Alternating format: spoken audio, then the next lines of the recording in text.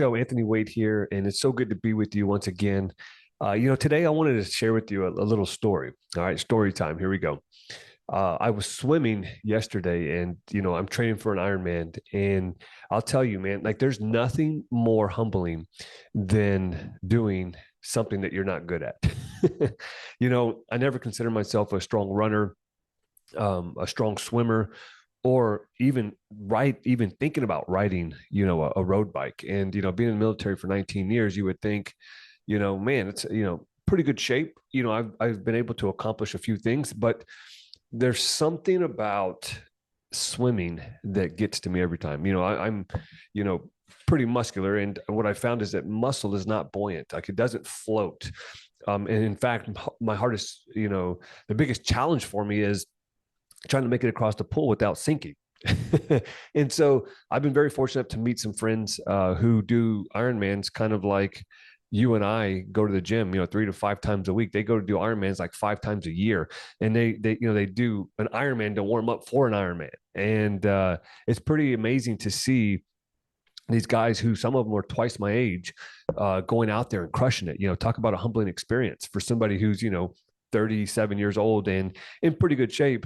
But when it comes to this triathlon and this Ironman, it's it really shows you that you can't be good at everything, but you can be good enough to get through a whole process, a whole evolution.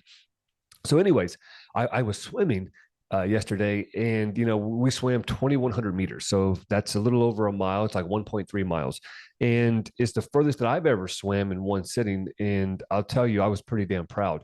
12 weeks ago, I couldn't even swim, 50 meters, the length of the pool, without stopping. And I couldn't complete 400 meters total.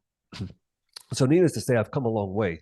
But I had an opportunity to meet one of my good friends, Roy. He's a Ironman swim coach. And it was something that happened kind of, I was at the pool swimming, and I was talking to him, and he says, yeah, I see you swimming, and you have a couple of things that you can work on that can make it, really good, help you swim better. You mind if I share? And I was like, yeah, absolutely. I'm training for this Ironman, and I don't know what the hell I'm doing.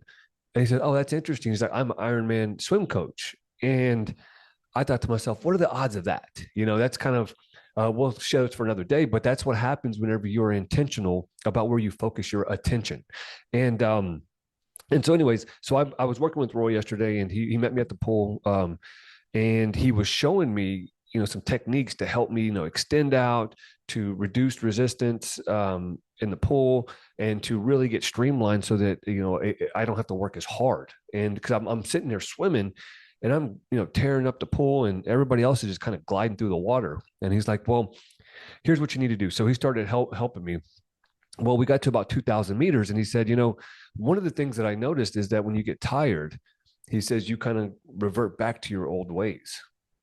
And what he was talking about was, when I start getting tired with the swim, I stop turning my body. I stop, my stroke is off. And, he's basically saying that, once you start, I can tell when you get fatigued because you go back to your old ways.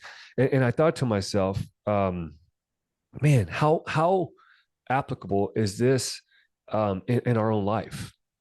We get tired, we do something for a little bit, we get exhausted, we go to work all day, and we give the best to the office, and we give our family the rest of us.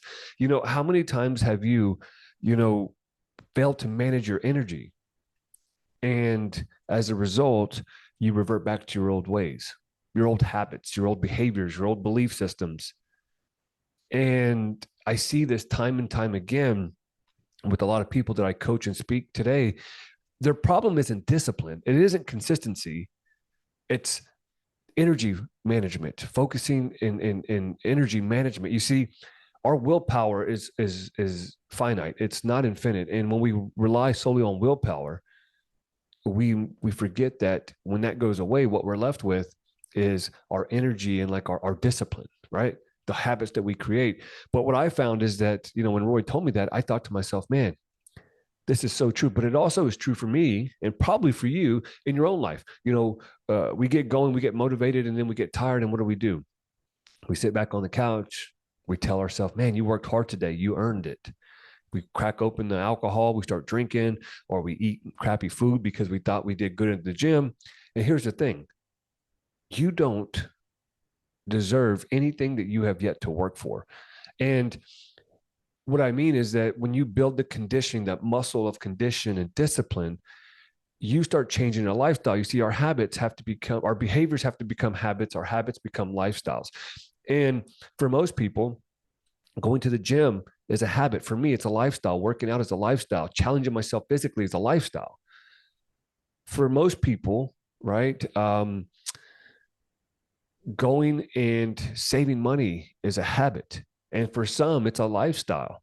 You see, it goes behavior, habits, lifestyle. But the problem is that we don't stay in the process long enough to turn those habits into a lifestyle, to where our default setting is not that, I don't drink. It's I'm not a drinker. I don't, smoke cigarettes, to I'm not a smoker.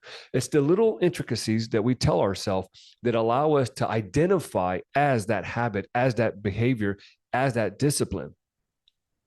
And so what happens, when we get tired and we revert back to our old ways, and going back to that pool, when I was reverting back to my own old ways, I wasn't, extending my arm long enough. I wasn't turning my body and getting streamlined in the water. And what this did was it created more resistance, which increased my heart rate. And then number two is it forced me to work harder, which increased my fatigue. And when your heart rate and your fatigue increases very fast, lactic acid builds up, and it's no good in the pool. You can literally drown. But what happens in life whenever we have that resistance because we failed to manage our energy and we didn't do what we were supposed to do in life? Well, chances are it increases your rate of divorce. It increases your lack of influence with those you lead, those you love. It allows you to lack confidence because you lack consistency. It kills your discipline. And everything from there is a downhill spiral. And most people don't realize this until they're at the bottom of the hill. They didn't even realize that they were rolling downhill until they hit rock bottom. And I've been there. Perhaps you too.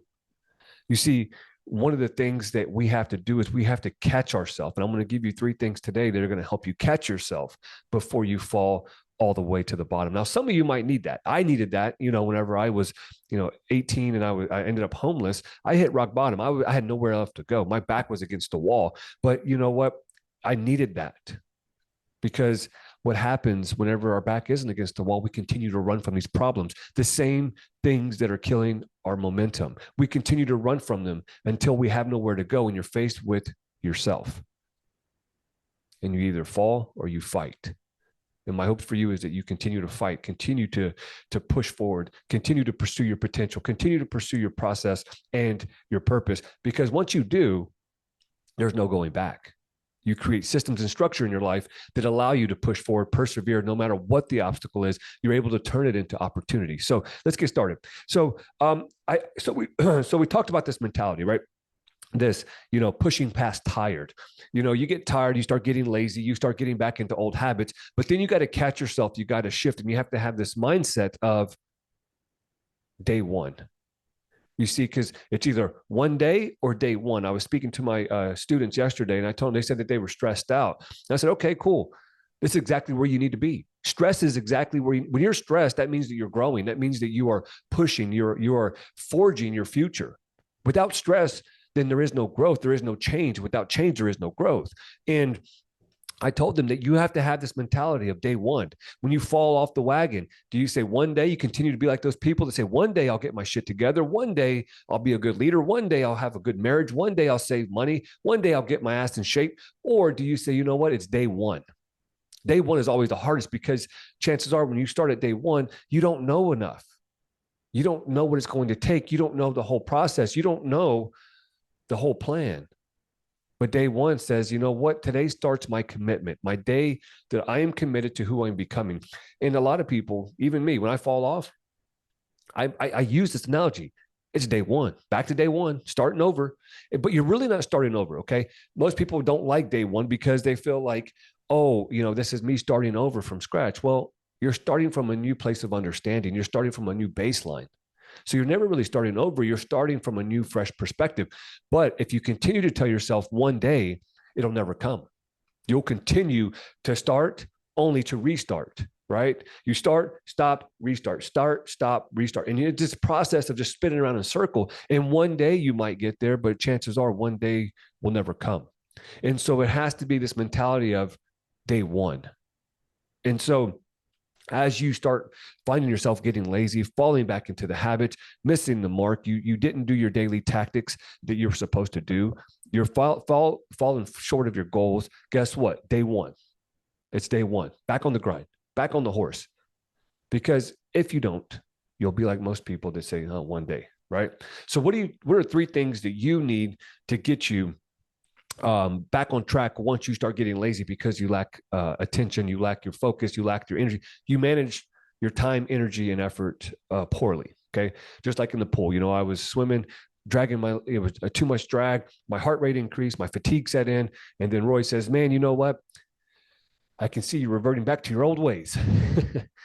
And I want you to think about this in your life, right? And 4 areas that I look at for my life is my mindset, how I think, what I believe, the little voice that says, hey, you're not good enough. The next one is my meaningful relationship. That's with my wife, my kids, those I lead. My movement, that's my physical body, that's my health, that's my ability to forge my body into a weapon that's able and capable of pushing itself to the limit. And the mindset and movement, really go in hand, because when I'm physically challenging myself, I'm growing mentally. It's half the battle is mental. Swimming in the pool, there are no headphones. There is no motivation. It's just you in the water, and you have to relax. And you know how hard it is to relax when you're swimming, over a mile. It's difficult, but the mindset is what I love about it. The mindset, the reset of your mind, especially at 4:00 in the morning. So we have mindset, meaning, movement. And then the last one is your mission. Why do you do what you do? Why are you pursuing excellence? Why are you going after, this role of leadership and development? Why are you, a parent for your kids? How are you being that? What's your mission in life? Why do you do what you do? And these are 4 areas that I look at, and I ask myself, what habits, behaviors, beliefs, disciplines that I need to create in these areas so that I can continue to grow. And that's why I use this analogy in the concept of 360 leader. I've seen leaders who were great at their position, but they sucked at who they were. Why be good at what you do and suck at who you are? You're great at, telling people what to do, but when it comes time to tell you what to do, yeah, I know those people. I see those people every day. And, when it comes to being a 360 leader, that means that you are striving personally and professionally. It's easy to go make money. It's easy to stay at the office for 16 hours. But what about when you come home? What about when it's time to have those conversations with your spouse or your kids? How are you leading behind your front door? Because I always say, if you can't lead from behind your front door, you have no business leading outside of it. But yet here we are, and we see people do this all the time. And if you're watching this, stop. Jump into the Elite 360 Academy and let me coach you up and get your mind right so you can get your grind right. You know what I'm saying? So there's 3 things I want to share with you today. Number 1, awareness. You have to become aware of your laziness. You have to become aware of when you're tired, and you got to figure out, how do I push past that tired? You see, there comes a time where we start getting tired. We start telling ourselves that I can't do it anymore, and that, I don't have enough left in the tank. But then this little switch flips on. If you stay through the pain and push past that pain of being tired, you get to that next level that gets you to the finish line. You continue to grind it out.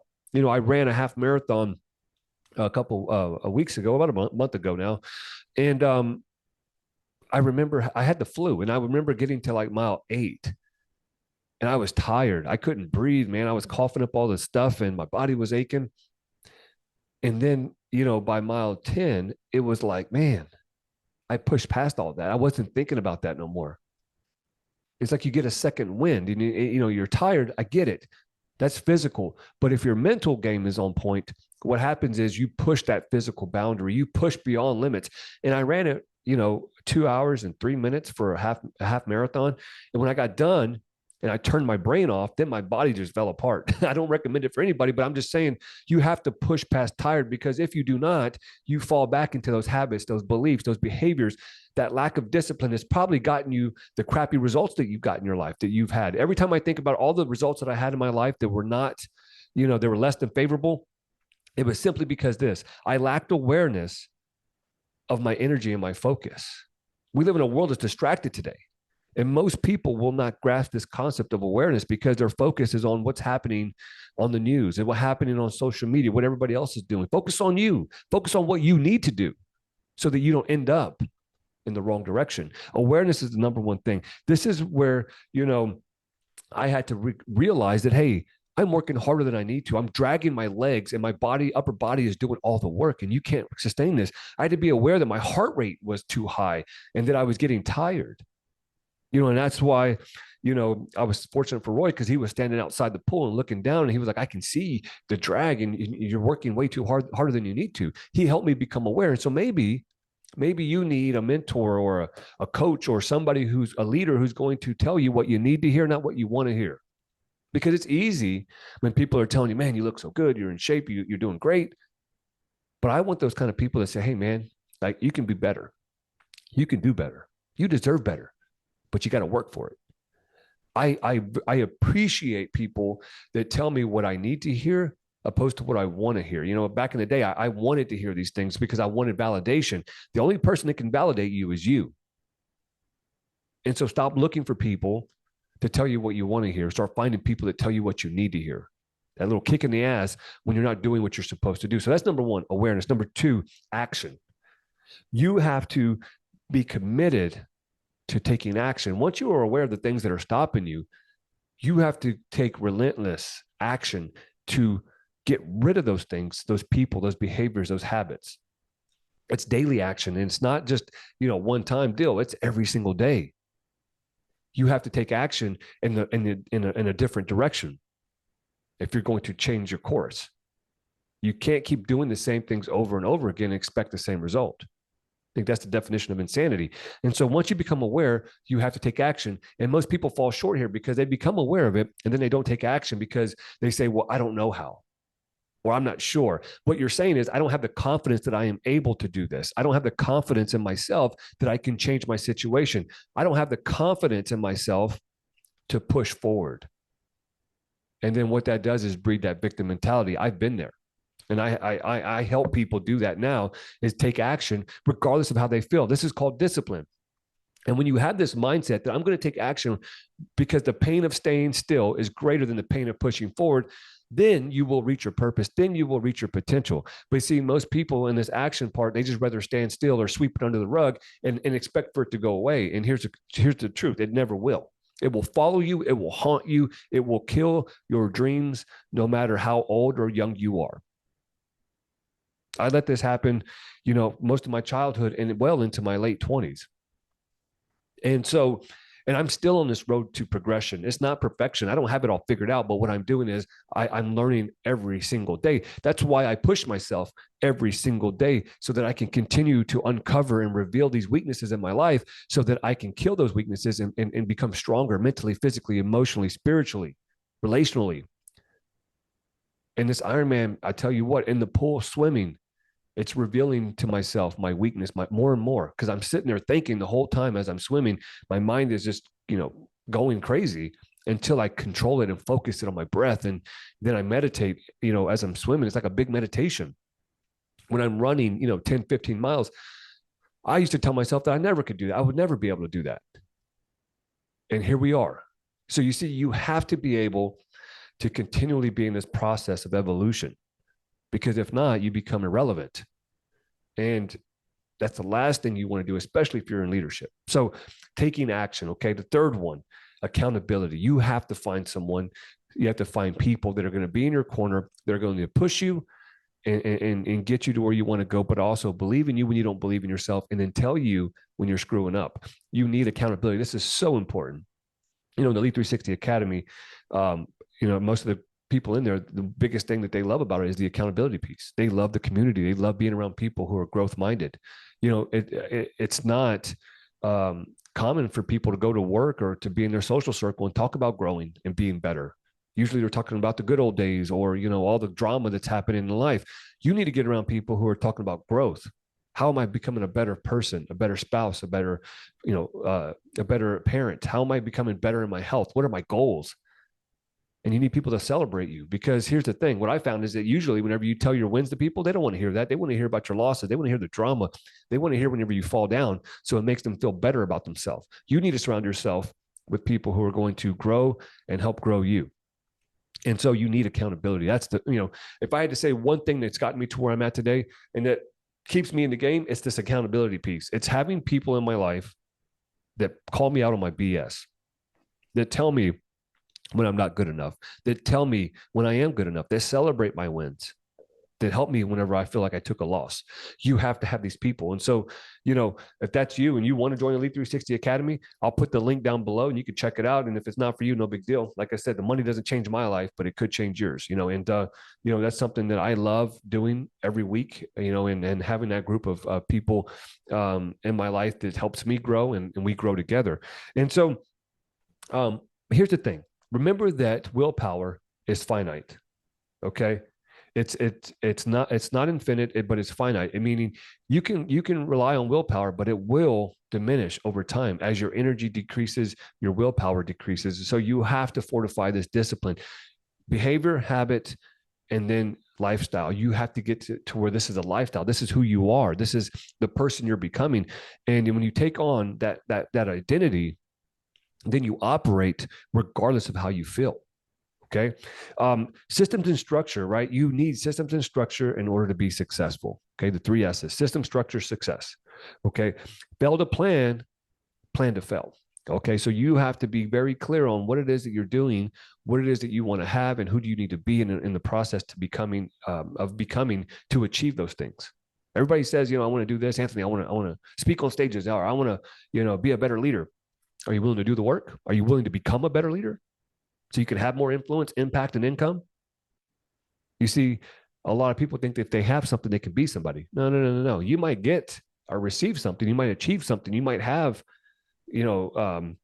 momentary success, but in order to make it last, right, you have to become that person that's able to hold it and maintain it and nurture it. All right.